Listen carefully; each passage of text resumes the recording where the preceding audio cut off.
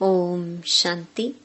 25 जून 2025 बाबा के महावाक्य। मीठे बच्चे, बाप तुम्हें नई दुनिया के लिए राजयोग सिखला रहे हैं। इसीलिए इस पुरानी दुनिया का विनाश भी जरूर होना है। प्रश्न: मनुष्यों में कौन सी एक अच्छी आदत पड़ी हुई है लेकिन उससे भी प्राप्ति नहीं होती? उत्तर: मनुष्यों में भगवान को याद करने की जैसे आदत पड़ी हुई है।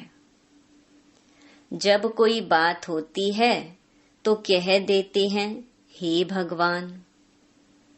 सामने शिवलिंग आ जाता है, लेकिन पहचान यथार्थ ना होने के कारण प्राप्ति नहीं होती है।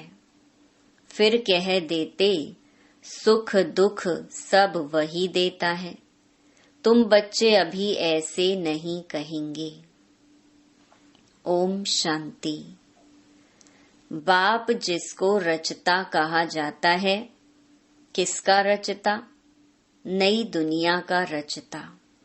नई दुनिया को कहा जाता है स्वर्ग व सुख धाम। नाम कहते हैं परंतु समझते नहीं हैं। श्री कृष्ण के मंदिर को भी सुख धाम कहते हैं। अब वह तो हो गया छोटा मंदिर। श्री कृष्ण तो विश्व का मालिक था। बेहद के मालिक को जैसे कि हद का मालिक बना देते हैं। श्री कृष्ण के छोटे से मंदिर को सुखधाम कहते हैं। बुद्धि में यह नहीं आता कि वह तो विश्व का मालिक था, भारत में ही रहने वाला था। तुमको भी पहले कुछ पता नहीं था। बाप को तो सब कुछ पता है। वह सृष्टि के आदि मध्य अंत को जानते हैं। अभी तुम बच्चे जानते हो। दुनिया में तो यह भी किसको पता नहीं है, ब्रह्मा विष्णु शंकर कौन है। शिव तो है ऊंच ते ऊंच भगवान। अच्छा, फिर प्रजापिता ब्रह्मा कहाँ से आया? है तो मनुष्य ही। प्रजापिता ब्रह्मा तो जरूर यहाँ ही चाहिए ना, जिससे ब्राह्मण पैदा हो। प्रजापिता माना ही मुख से एडॉप्ट करने वाला। तुम हो मुख वंशावली। अब तुम जानते हो कि कैसे ब्रह्मा को बाप ने अपना बनाकर मुख वंशावली बनाया है। इनमें प्रवेश भी किया, फिर कहा कि यह हमारा बच्चा भी है। तुम जानते हो ब्रह्मा नाम कैसे पड़ा, कैसे पैदा हुआ, यह और कोई नहीं जानते हैं। सिर्फ महिमा गाते हैं कि परमपिता परमात्मा ऊंच ते ऊंच है, परंतु यह कोई की बुद्धि में नहीं आता कि ऊंच ते ऊंच बाप है। हम सभी आत्माओं का वह पिता है। वह भी बिंदु रूप ही है। उनमें सृष्टि के आदि मध्य अंत का ज्ञान है। यह नॉलेज भी तुमको अभी मिली है। पहले जरा भी यह ज्ञान नहीं था। मनुष्य सिर्फ कहते रहते हैं ब्रह्मा विष्णु शंकर, परंतु जानते कुछ भी नहीं। तो उन्हों को ही समझाना है। अभी तुम समझदार बने हो, जानते हो कि बाप ज्ञान का सागर है, जो हमको ज्ञान सुनाते हैं, पढ़ाते हैं। यह राजयोग है ही सतयुग नई दुनिया के लिए। तो जरूर पुरानी दुनिया का विनाश होना चाहिए। उसके लिए यह महाभारत लड़ाई है। आधा कल्प से लेकर तुम भक्ति मार्ग के शास्त्र पढ़ते आए हो। अब तो बाप से डायरेक्ट सुनते हो। बाप कोई शास्त्र नहीं बैठकर सुनाते हैं। जप तप करना, शास्त्र आदि पढ़ना, ये सब भक्ति है। अब भक्तों को भक्ति का फल चाहिए, क्योंकि मेहनत करते ही हैं भगवान से मिलने के लिए। परंतु ज्ञान से है सद्गति। ज्ञान और भक्ति दोनों इकट्ठे चल ना सके। अभी है ही भक्ति का राज्य, सब भगत हैं। हरेक के मुख से ओ गॉड फादर जरूर निकलेगा। अब तुम बच्चे जानते हो कि बाप ने अपना परिचय दिया है कि मैं छोटी बिंदु हूँ। मुझे ही ज्ञान का सागर कहते हैं। मुझ बिंदु में सारा ज्ञान भरा हुआ है। आत्मा में ही नॉलेज रहती है। अभी तुम बच्चे समझते हो कि उनको परम पिता परमात्मा कहा जाता है। वह है सुप्रीम सोल, अर्थात सबसे ऊंच ते ऊंच पतित पावन बाप ही सुप्रीम है ना। मनुष्य हे भगवान कहेंगे तो शिवलिंग ही याद पड़ेगा, वह भी यथार्थ रीति से नहीं। एक जैसे की आदत पड़ गई है कि भगवान को याद करना है। भगवान ही सुख दुख देता है। अभी तुम बच्चे ऐसे नहीं कहेंगे। तुम जानते हो कि बाप तो सुख दाता है। सतयुग में सुख धाम था, वहाँ दुख का नाम नहीं था। कलयुग में है ही दुख, यहाँ सुख का नाम ही नहीं। ऊंच ते ऊंच भगवान, वह है सर्व आत्माओं का बाप। यह किसको पता नहीं है कि आत्माओं का बाप भी है। कहते भी हैं हम सब ब्रदर्स हैं, तो जरूर सब एक बाप के बच्चे ठहरे ना। कोई फिर कह देते कि वह तो सर्वव्यापी है, तेरे में भी है मेरे में भी है। अरे तुम तो आत्मा हो, यह तुम्हारा शरीर है, फिर तीसरी चीज कैसे हो सकती है। आत्मा को परमात्मा थोड़े ही कहेंगे, जीव आत्मा कहा जाता है, जीव परमात्मा नहीं कहा जाता। फिर परमात्मा सर्वव्यापी कैसे हो सकता। बाप सर्वव्यापी होता तो फिर फादरहुड हो जाता। फादर को फादर से वर्षा थोड़े ही मिलेगा, बाप से तो बच्चा ही वर्षा लेता है। सब फादर कैसे हो सकते। इतनी छोटी सी बात भी कोई की समझ में नहीं आती है। तब बाप कहते हैं, बच्चे हमने आज से 5000 वर्ष पहले तुमको कितना समझदार बनाया था। तुम एवर हेल्दी वेल्दी समझदार थे। इससे जास्ती समझदार कोई हो नहीं सकता। तुमको अभी जो समझ मिलती है यह फिर वहाँ नहीं होगी। वहाँ यह मालूम थोड़े ही रहता कि हम फिर गिरेंगे। यह मालूम हो तो फिर सुख की भासना ही ना आए। यह ज्ञान फिर प्रहलोप हो जाता है। यह ड्रामा का ज्ञान सिर्फ अभी तुम्हारी बुद्धि में है। ब्राह्मण ही अधिकारी रहते हैं। तुम्हारी बुद्धि में है कि अब हम ब्राह्मण वर्ण के हैं। ब्राह्मणों को ही बाप ज्ञान सुनाते हैं। ब्राह्मण फिर सबको सुनाते हैं। गायन भी है कि भगवान ने आकर स्वर्ग की स्थापना की थी, राजयोग सिखाया था। देखो श्री कृष्ण जयंती मनाते हैं। समझते हैं कि श्री कृष्ण वैकुंठ का मालिक था, परंतु वह विश्व का मालिक था, ये बुद्धि में नहीं आता। जब उनका राज्य था तो और कोई धर्म नहीं था। उनका ही सारे विश्व पर राज्य था और जमुना के किनारे था।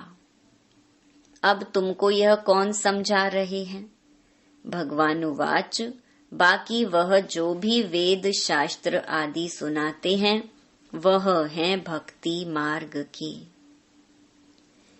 यहाँ तो खुद भगवान तुमको सुना रहे हैं। अभी तुम समझते हो हम पुरुषोत्तम बन रहे हैं। तुमको ही यह बुद्धि में है कि हम शांति धाम के रहने वाले हैं। फिर हम आकर 21 जन्मों की प्रारब्ध भोगेंगे। तुम बच्चों को अंदर में खुशी से गदगद होना चाहिए कि बेहद का बाबा शिव बाबा हमको पढ़ा रही हैं। वह ज्ञान का सागर है, सृष्टि के आदि मध्य अंत को जानता है। ऐसा बाबा हमारे लिए आया है तो खुशी में गुदगुदी होती है। बाबा को कहते हैं, बाबा हमने आपको अपना वारिस बनाया है। बाप बच्चों पर वारी जाते हैं।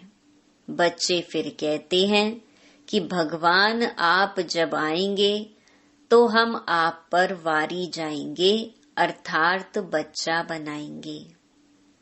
यह भी अपने बच्चों को ही वारिस बनाते हैं। बाबा को वारिस कैसे बनाएंगे? ये भी गुहिया बात है।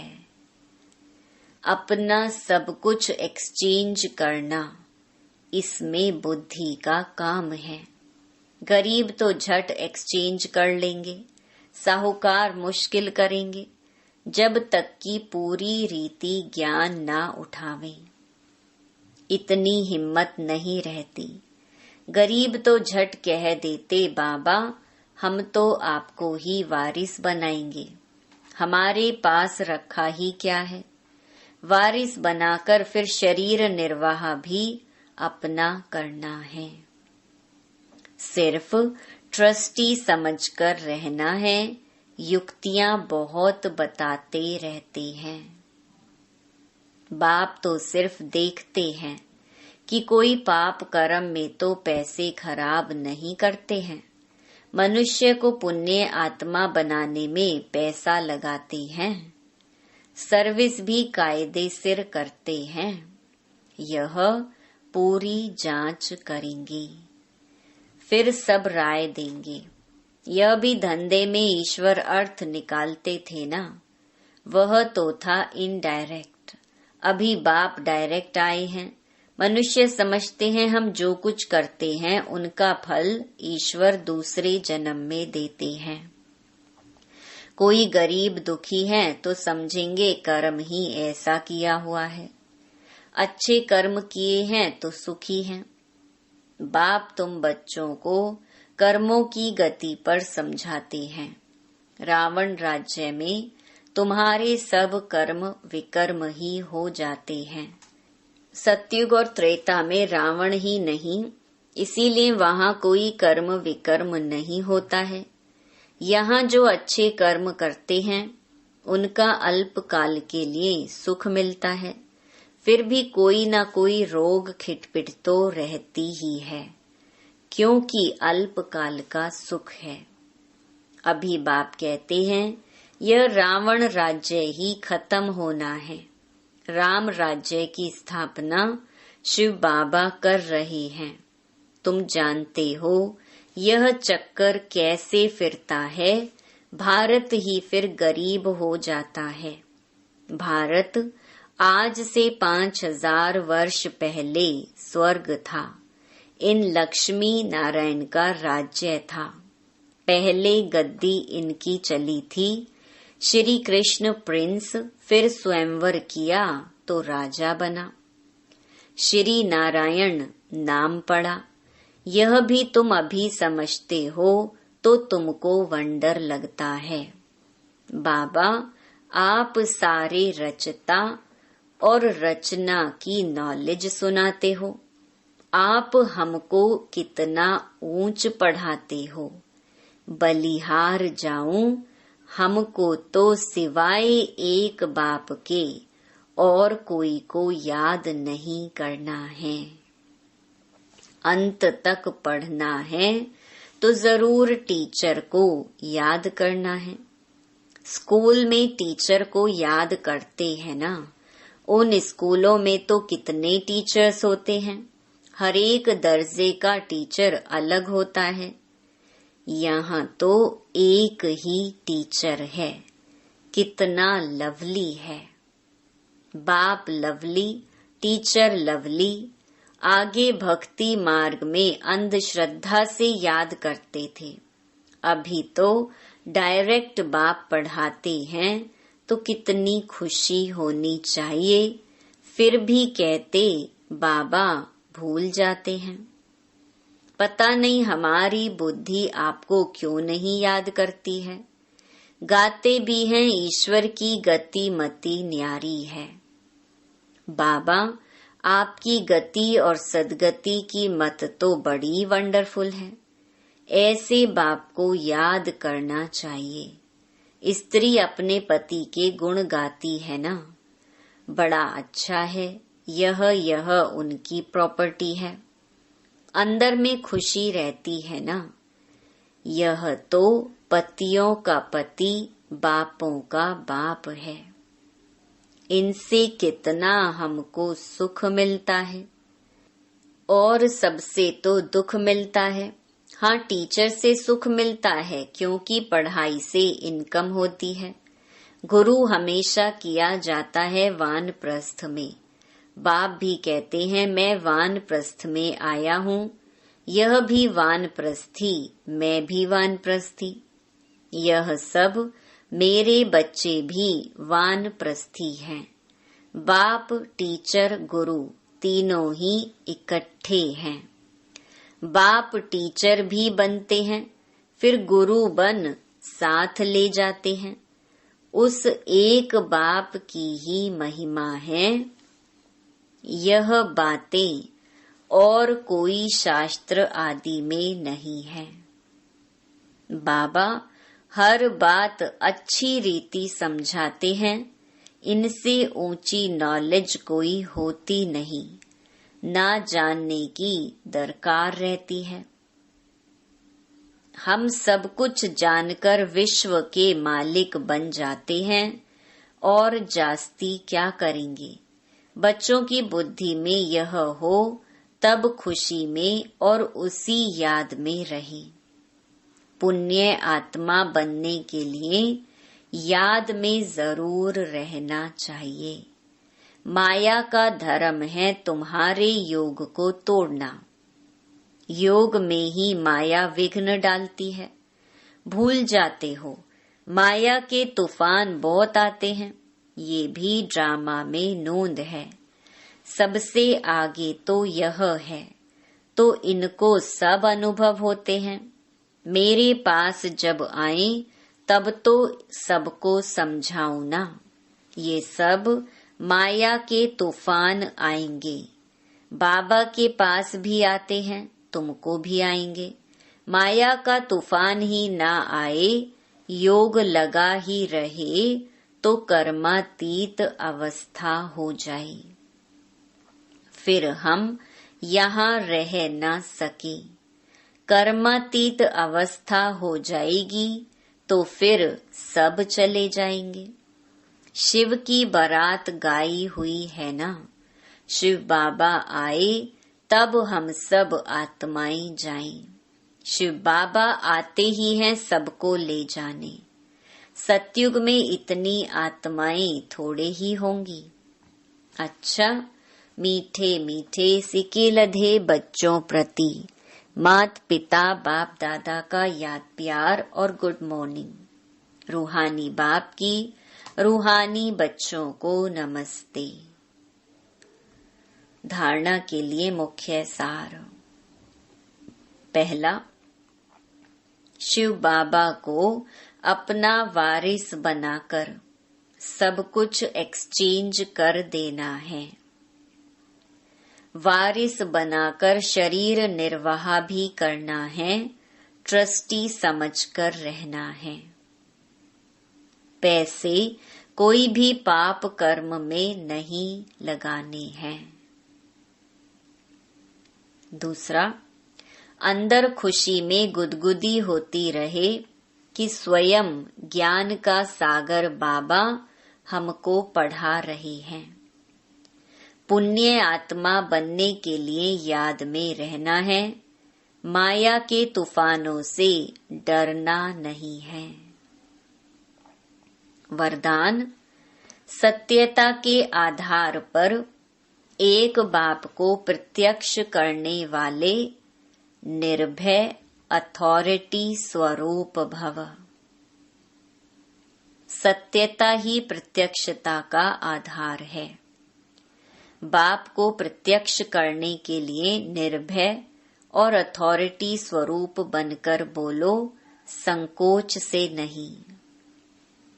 जब अनेक मत वाले सिर्फ एक बात को मान लेंगे कि हम सबका बाप एक है और वही अब कार्य कर रहे हैं, हम सब एक की संतान एक हैं और यह एक ही यथार्थ है, तो विजय का झंडा लहरा जाएगा।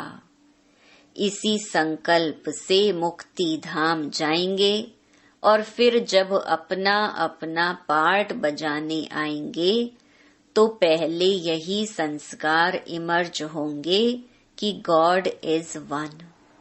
यही गोल्डन एज की स्मृति है। स्लोगन, सहन करना ही स्वयं के शक्ति रूप को प्रत्यक्ष करना है। अव्यक्त इशारे, आत्मिक स्थिति में रहने का अभ्यास करो, अंतर्मुखी बनो। जैसे यह देह स्पष्ट दिखाई देती है, वैसे अपनी आत्मा का स्वरूप स्पष्ट दिखाई दे, अर्थात अनुभव में आए। मस्तक अर्थात बुद्धि की स्मृति व दृष्टि से सिवाय आत्मिक स्वरूप के और कुछ भी दिखाई न दे व स्मृति में न आए। ऐसे निरंतर तपस्वी बनो, तब हर आत्मा के प्रति कल्याण का शुभ संकल्प उत्पन्न होगा। भल कोई अपने संस्कार स्वभाव के वश आपके पुरुषार्थ में परीक्षा के निमित्त बना हुआ हो, उसके प्रति भी सदा कल्याण का संकल्प उत्पन्न हो। ओम शांति।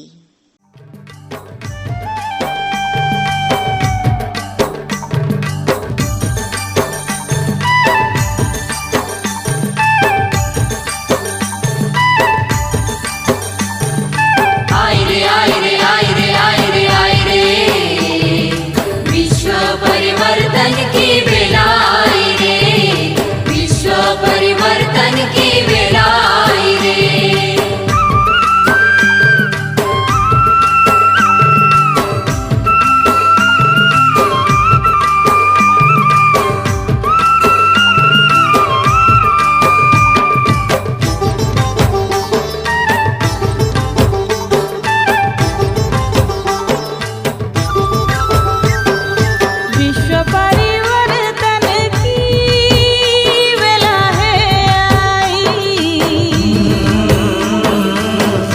परिवर्तन की बेला है आई, विश्व परिवर्तन की बेला है आई, विश्व परिवर्तन की बेला है आई। आओ करे हम नवयुग का निर्माण, घर घर ज्ञान दीपा जलाए हम, नई चेतना लाए हम, स्वर्णिम सवेरा लाए हम। खुशियों में झूमो रे बहन भाई, खुशियों में झूमो रे